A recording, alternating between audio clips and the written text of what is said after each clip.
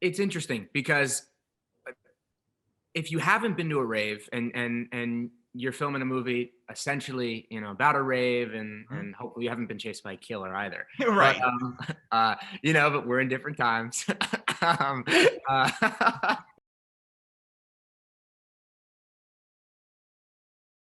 Hey, how's it going? Hey, good. How are you? I'm doing okay. There's Zach. Whoa, I'm surprised. It looks like a different person, Zach. He's rocking the oh long man, hair. I had to just drop in with my wings. Yeah, wow, look at that. Doing. I know it's grown on me, literally. I haven't had a haircut in over a year, and I feel like Wow. I can't go back. I can do the man bun. It actually doesn't look half bad, but it's just also saving me some money, which is it's like killing two birds with one long lock of hair. Literally, you look like a rock star, man. Thank you. like Hey, a- I play guitar and sing, so I better see you at the there shows. you go. Like a typical like an 80s rock guy, So What do you think, Nikki? I think it's your alter ego just it's dying to come out. Well, soon it's going to be the length of yours, and at that point, we'll have to have a twin photo. That we can definitely do on our birthday because we have Yeah, Jim, we have the same exact birthday. no way. What date? Yeah, February 15th. Oh, so it just literally happened, right? just literally happened. Yeah. What'd you guys do to celebrate? Well, Nikki and I went to Disneyland, obviously, because it's open. And well, actually, they closed the whole park down for us. I'm just kidding. Obviously, it's the hair. It's the alter ego, right? Hey, if it works magic like that, keep it up. Yeah. But simple day. I don't know about you, Nikki. How'd you celebrate? I had like a little birthday dinner with my family and we went to this socially distanced outdoor wine tasting. Oh, that sounds that's awesome. creative and fancy. Yeah, it was fun. We were trying to get creative in the COVID. What That's about good. you, Zach? What did you do? I went on a wonderful picnic, and actually, it's so interesting. I tried to go to this like racetrack, but the line, you would think during times like this, things would happen fast, no one would be around. And Right. it was like a 3.5 hour wait. So Oh my I God. chose laser tag instead. And, Hey, good choice there. yeah. I like that. yeah. And then wrapped it up with some company by my lovely two parents. And yeah, I had my favorite dessert, which was old-fashioned cheesecake. And Can't go wrong with that. yeah, it was a day from heaven. So yeah, it was great. I love it. You guys are staying out of raves, right? Underground raves. Not you guys are not hitting those up, right? It's a weird time for a rave movie to come out. Totally. But also makes you remind you of like the days where you're on top of each other in like raves. Like it seems like another world to it in a lot of ways, which is a fascinating kind of parallel, that this a year ago used to be normal, It's wild. Zach, Yeah. you went to more concerts than me. I've been to a few. I think even when it comes to raves, I went to this EDM festival called Ultra, which is I think it happens in different places all over the country It's or all over amazing. the world. Yeah, but I went in Miami back when I was like 4 years ago. But it's I wouldn't say it's just an acquired taste. I think it's a really visceral experience and just like the film, I think especially in some of those scenes, I don't know if you've seen the film, Jim, Yeah, but I did. awesome. I think specifically, during the festival, they really capture a lot of that essence. Granted, mine, in fact, Dreamcatchers looks a little more intense, but definitely a great feeling to go to the festivals, when we all can, but also in the film, I feel like maybe you get a little piece of it if you're missing it, right? No question. I mean, that and a lot more too. Hey, you bargaining your life for it also, Well, I wouldn't say that happens at the actual festivals. Right. But yeah, These days you are. If there were festivals now, you'd be bargaining your life in a whole different way. well, True. No actually, question. maybe this movie is much deeper. Maybe we got to something before it became a reality. You guys are kind of explaining to me how the set was like, because I'm kind of curious. Did it feel like an actual like rave and stuff? Because it had the look of it. How was it kind of to be on set? Obviously, a lot of the movies kind of like dark and like literally dark in every space. You have like some of those red lights and all the creepy factors you'd want, plus like a rave. What was the set like on a day-to-day basis? I can only imagine that you guys probably like filming in the morning or something. You come into this, you don't know what time of day it is or what time of year or anything. There's a lot of night shoots, I feel like, right? Yeah. It was fun. Yeah. I mean, I've never been to a rave, but I feel like it was as close as you could get if you're doing like a pseudo rave, right? Well, what do you think, Zach? Yeah, I think it's interesting because if you haven't been to a rave and you're filming a movie essentially, about a rave and hopefully you haven't been chased by a killer either. Right. But we're in different times. That being said, I think it never felt really like we're going to a party. I mean, we were working, this is our job, but at the same time, you have to enjoy what you're doing in the scene, and you're lucky if you do when you're not filming. And I think I can speak for Niki when I say I think I can. Is that it felt like a rave in the sense that we were all having fun. I know that sounds so cliche, but again, when you're working on set at 2 a.m. at an abandoned warehouse and you're filming a rave and the producers are dancing behind the camera and you can't help but feel lucky and blessed, and you're doing something special. And I feel like I had a similar feeling when I was at, whether it's an EDM festival or a regular music festival, you feel like you're all in this together. So in a weird way, we like I was saying, we capture the essence of that while filming, but also I think it comes across on screen in a lot of ways because, we were having fun and experiencing it for its own unique, our own little unique festival. Niki, Yeah. I want to ask you about Zach's choice of wardrobe for that that scene, that rave, because that caught my attention immediately. Oh, you mean the guns that he decided to show? That's right. Yeah. This movie is full of violence. I'll tell you what, it was a producer choice. Okay. It was a producer choice. I think we were going for a look that was inspired by, it must have been Jared Leto at a music festival. I remember vividly this photo of him with goggles. I don't know if the goggles made the cut, but it was him in goggles and like a ripped tie-dye tank. And I guess I was in a phase in my life where I wanted to really, impress the people around me. So it made the cut. I guess it was worth it. I guess. Yeah.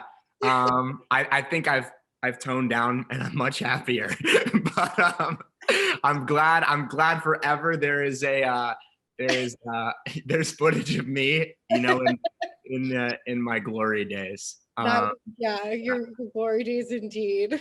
Yeah, you guys had quite the wardrobe. I mean, in that movie. So whoever was the costume designer, I think thumbs up for creativity for sure too. I remember the first day I saw Zach in his outfit. He just like arrived on set and we were like just about to start. And I was like, whoa, look at you. Look at you, pinch his cheek. Yeah, but you know what? I don't think I'd ever wear something like that personally in my own life. Maybe now I would, but I'm just willing to take more risks when it comes to my wardrobe. But I think it's fun. That's what's fun about making films. Besides the whole warehouse at 2 a.m, I wouldn't normally wear that, so it pushes you to be out of your comfort zone. I knew I wanted to do something different when it came to the project. I didn't know I'd be signing up for tie-dye and shorts and blood, well, fake blood, but I think it all turned out well. And Niki, I feel like your character and also Elizabeth, shout out to Elizabeth Posey, who plays your sister. I think you guys had some interesting wardrobe too. So, I think that's a testament to the risks we took, when it comes to like, I think emotions and scenes and wardrobe and locations. So maybe it all stands for something bigger than the movie itself, right? We're artists. Yeah, there might be subliminal messages or some deeper meanings of all of this at the end of the day. I always wonder when you kind of do these, when you always see like kind of horror movies of this genre, and there's always like a group, right? A group of friends, group of what, a boyfriend, girlfriend, whatnot, or just group of friends. And I always wonder if, like, how close knit does this cast get? Because you have to be, you're part of this experience and journey on screen. Technically, you're trying to survive most of the time. But I always wonder, like, how do you guys bond off set? Because you're gonna mostly be in scenes most of the time together, and kind of the story revolves with you as a group, not individually, right? In sort of films like that. So I kind of wonder what I see your guys' chemistry, and it's like awesome, as if you've been like longtime friends.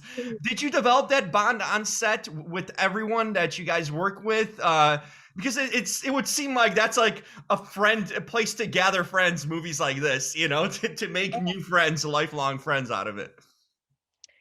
I think our producers did such a good job of making sure that we bonded a lot before we got to set. And it's funny because I would say probably out of anything I've ever done, this group just had this beautiful, instant, amazing connection that was kind of indescribable. And I think it was just because we had so much fun together. And we did like a bunch of game nights, and we did a movie night where we watched Scream, and Oh, nice. we went out, and we just like we had a blast. So by the time we actually got to set, it felt like we were like just a big group of friends, right, Zach? What do you think? Yeah, I completely agree with you. I forgot about all those nights. I was going to Yeah. jump straight to, and we were lucky enough to have those. And I think that again speaks for itself. The type of movie we all wanted to make, and we all were in this to do our best, and obviously have a special memory, and hopefully form special bonds along the way. Now, not to sound cliche, but wow, that all rhymed. On set, You're good at this. yeah, so something I had never experienced before on a set. Usually you have your own trailers, and we all Yeah. the producers thought it would be a good idea for all of us to have one combined party bus. No There way. was no partying unless the cameras weren't rolling, right? Wink. The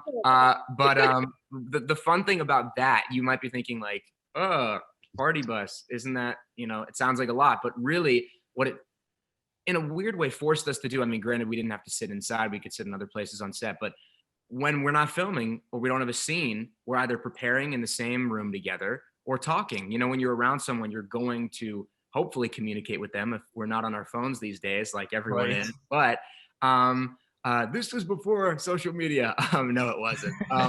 But it forced us to connect on a much deeper level. And obviously, as Niki had said, we hung out before the movie started, and we were fortunate enough to have those moments and nights and meetups. But it was that extra added layer of just, hey, you want to run this scene with me? Oh, my big scene's coming up. And sharing that with someone, whether it's nerves, it's joy, it immediately forms a connection. And we had a lot of those moments, especially because those scenes were earlier on in the filming process. And I know that Niki and I, we even mentioned it on set.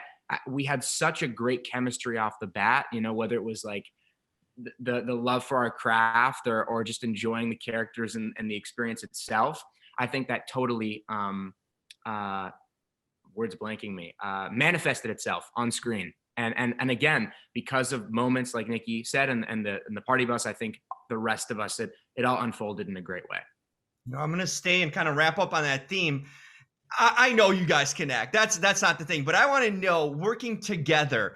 I'm going to start with you, Zach. What is the favorite thing about Niki that you learned as a person? Like maybe some dirt. I don't know. Maybe you're dropping some dirt here on her that we don't know about. But what stood out about her, working with her, and just as an individual, kind of getting to bond? Because I see you guys are so in tune with each other, and like lifelong friends. So I just kind of want to know how, in a sense, that developed, and what did you kind of pick up initially from each other and through this experience? Zach, what did you pick up?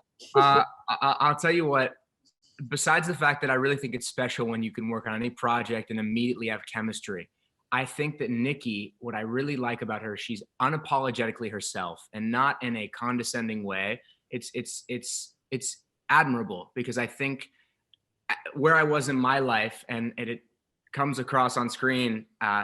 I think I was, you're young, you're figuring yourself out, you're figuring what you want to do, and Niki was working on she was talking about directing, taking that next leap in her life, and obviously has a deep passion for the craft, and I think I respect anyone that takes their work seriously, and Niki has no shortage of those qualities. So I think that immediately added to the fact that we have the same birthday, and obviously, if you believe in things like that, it was a recipe for success and a recipe for a wonderful experience. And I'm glad Niki's still a friend of mine, because when you work on films, you never know what's going to happen. Life happens, and outside of filming too. So I'm grateful for that and the experience that we had.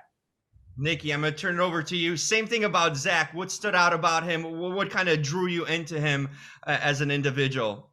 Well, there were two things that immediately drew me to Zach. One is he's one of the most authentic, genuine people I've ever met in my life. Like, he's just so much so that like it's impossible for him to hide, kind of like what you were saying about being unapologetic yourself, but like it's impossible for him to hide who he is and what his intentions are. And his intentions are, I'd say 9 times out of 10 good. That one time always. Right.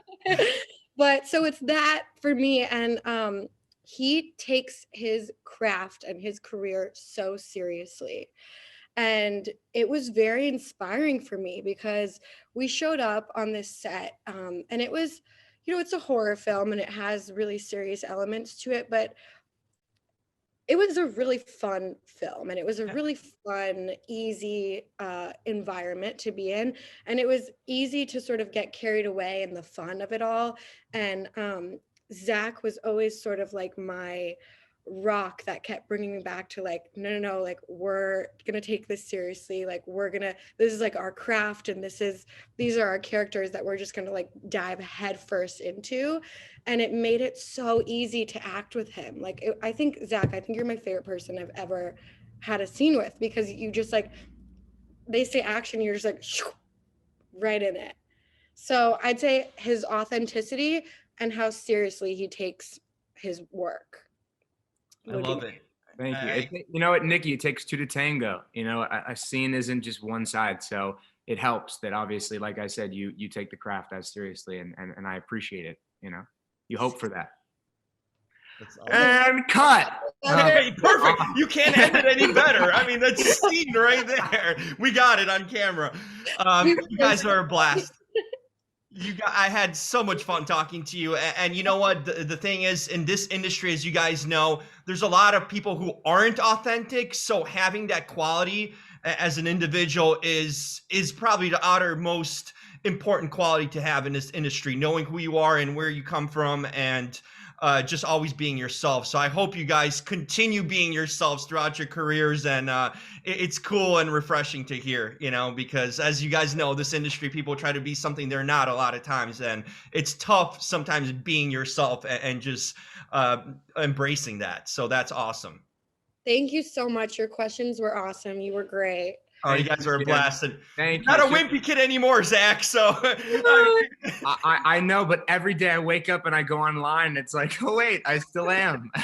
all the kids are just like, but and I'm so grateful for it. I mean, you're very lucky in your life if you have an experience like Wimpy Kid or even Dreamcatcher. And again, it sounds so cliche, but it's so true.